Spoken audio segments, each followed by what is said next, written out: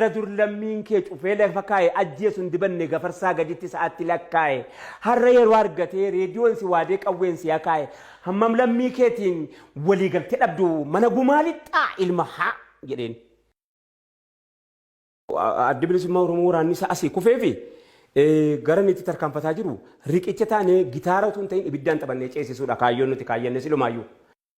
Amma namni kun of qaburra dhabee boo'e innaa maamma sheekaa dhufee nageenyi haa gaahuu jaallan keenya jechuu dhufee wallise itti boo'ichi jabaate. Anaa ija anaa jireenya haaraanatti nimtu isa kana anaa jireenya. Qaama jireenya gootiiti malee oduudhaan hin nageenya. Eebbisa addunyaa waliin walitti hidhata qabdu turtan jedhan gara dhumaarra.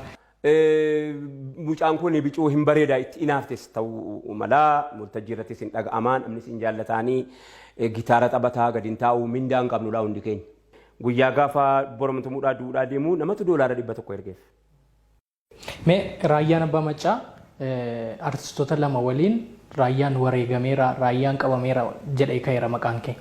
Tokko eebbisa addunyaa waliin tokko immoo dhiyoo Hacaaluu Hundeessaa gaafa wareegamu raayyaa abbaa maccaa qabameera rukutameera kan jedhu ka'aa ture. Ati artistoota kana lamaan eebbisaa waliin sirriitti wal beektaa? Guyyaa tokko dura bareechee wal beeka.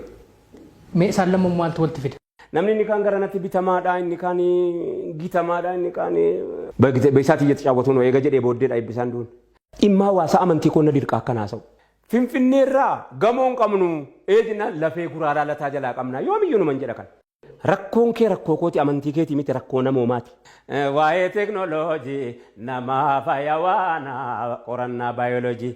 Warra dur lammiin kee cufee lafa kaa'e ajjeesuun dibanne gafarsaa gaditti sa'aatti lakkaa'e har'a yeroo argatee reediyoon si waadee qawween si akaa'e hammam lammii keetiin walii galtee dhabdu mana gumaa lixxaa ilma haa jedheen.